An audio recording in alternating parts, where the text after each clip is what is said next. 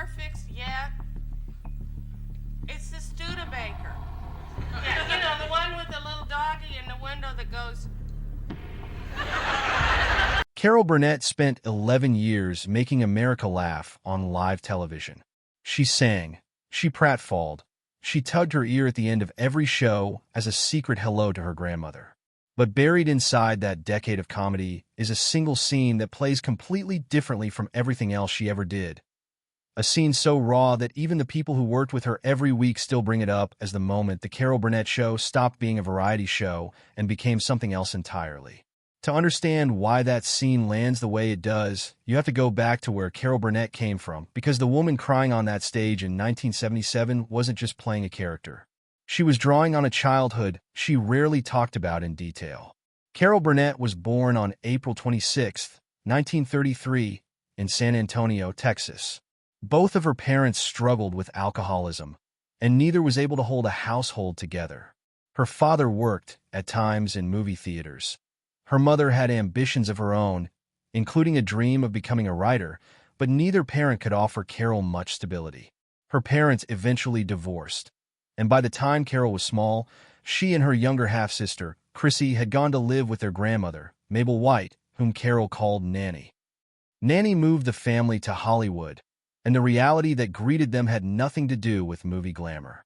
They shared a single room in a modest apartment building near Yucca and Wilcox, a block off Hollywood Boulevard, and money was so tight that Burnett later recalled their rent, about $1 a day, was sometimes hard to scrape together at all.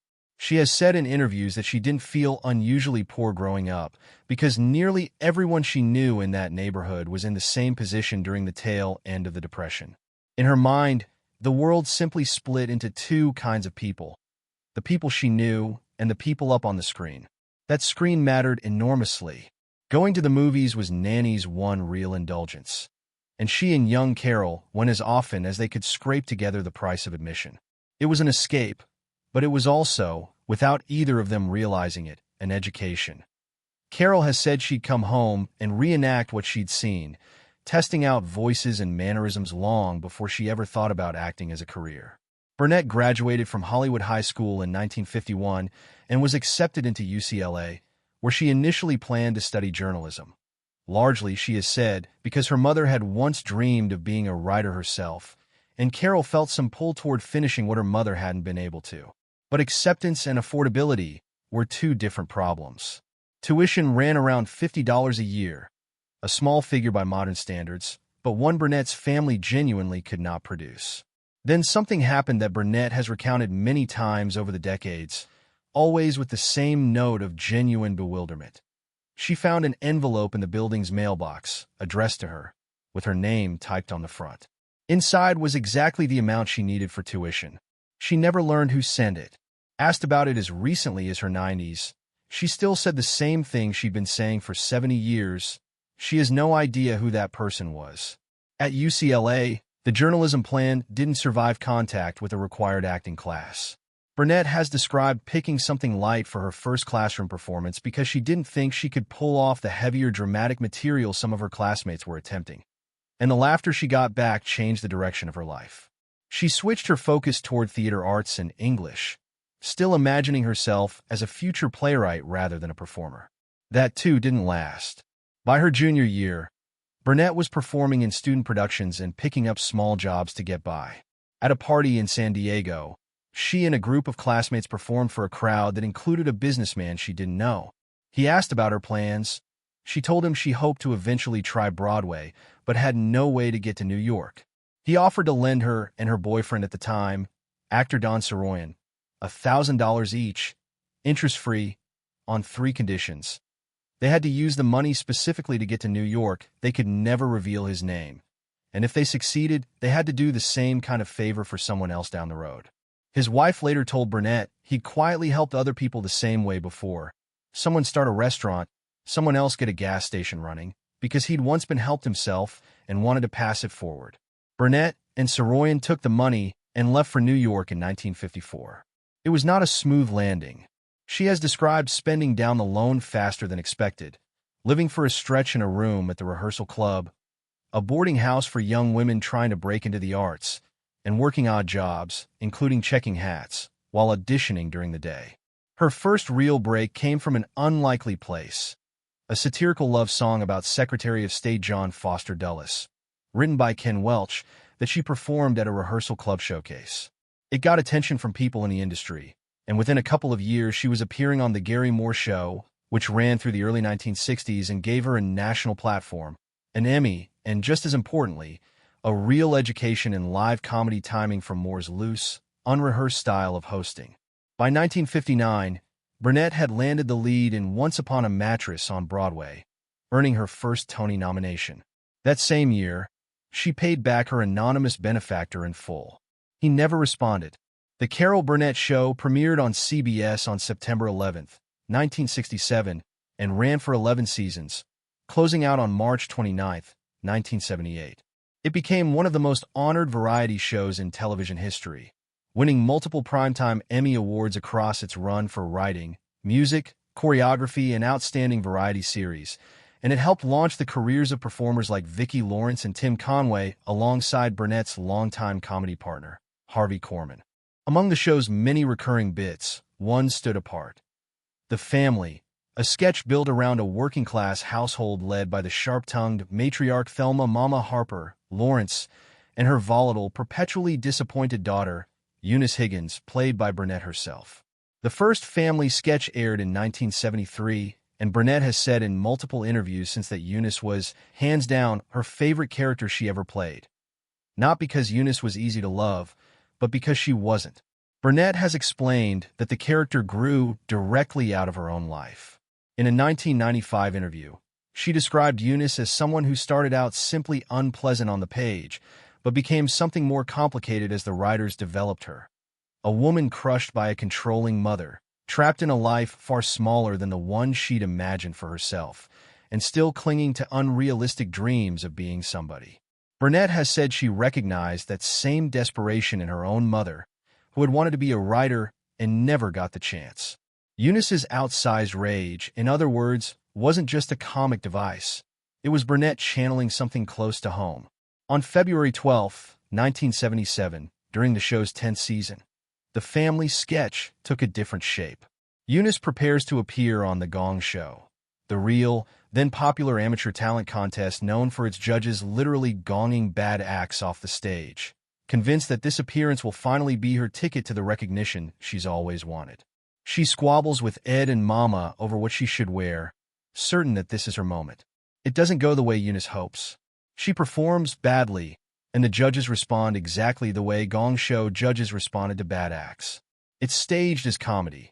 Eunice's earnest, off-key rendition of the song Feelings is remembered by longtime fans as one of the most quotable bits from the entire Family run, and the sketch has genuine laugh lines throughout. But underneath the comedy sits something much sadder. A woman who has convinced herself that this cheap, garish talent show is her one shot at being seen, watching that hope get mocked in front of an audience. That tension, a scene that's simultaneously very funny and quietly devastating, is exactly what Burnett and her writers were reaching for with The Family as a whole.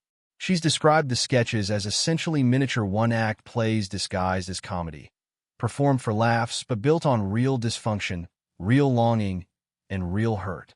Burnett has said the line between comedy and tragedy in those sketches was razor-thin by design, and cast and crew members have talked over the years about scenes where the audience's laughter and the performer's genuine emotion were happening in the same breath. It's that quality, comedy sitting directly on top of real pain, that makes the Gong Show sketch land differently than a typical bit from the show. Whether or not Burnett has ever said, in so many words, that she avoids rewatching that specific episode, she has been candid that Eunice's disappointment mirrored feelings she recognized from her own childhood, watching her mother's unfulfilled ambitions up close. For a performer who has spent decades being famously warm and open with audiences, that particular well of material was clearly personal in a way most of the show's slapstick never was. The character's arc didn't end with the sketch series. The Family eventually inspired a full television movie, Eunice, which aired on CBS in 1982 and leaned even further into drama than comedy. The New York Times noted at the time that the piece was preoccupied with the genuine bleakness of the Harpers' lives rather than played strictly for laughs. From there, The Harper family was spun off into the sitcom Mama's Family, though Burnett herself didn't appear in the show's later, syndicated incarnation, since the rights to the characters had gone to her former husband and producing partner, Joe Hamilton, after their divorce. Burnett's personal life during and after the show's run had its own share of hard chapters. She married Don Saroyan in 1955. The marriage ended in divorce in 1962.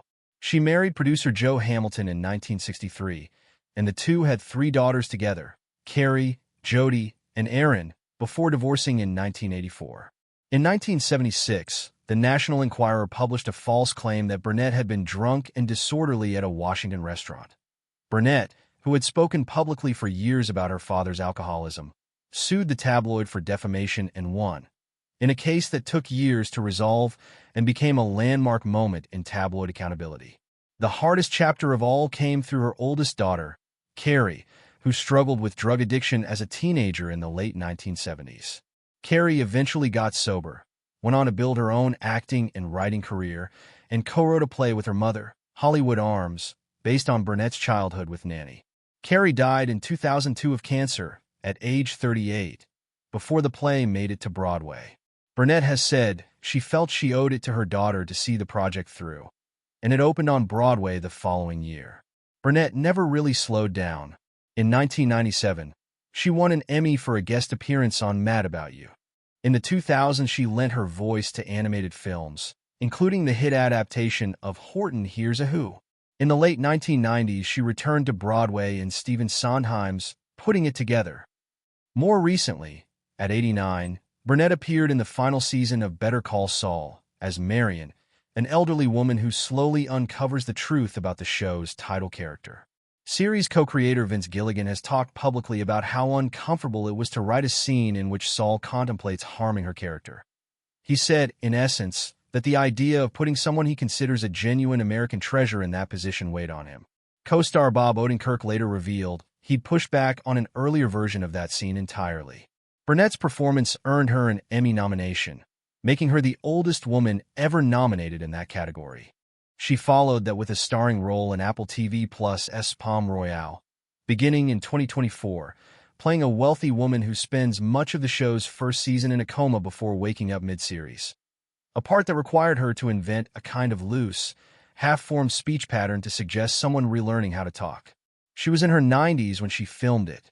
Nearly 50 years after that Gong Show sketch aired, it remains one of the moments longtime fans of The Carol Burnett Show bring up first when they talk about the series' emotional range. Burnett built a career on being fearless about looking foolish on camera. The Tarzan yell, the pratfalls, the costumes.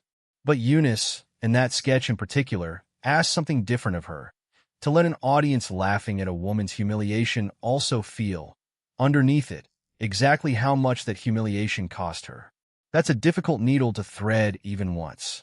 Burnett did it for 11 seasons, and it's part of why, decades later, people are still trying to describe what made that scene different from everything else she ever filmed.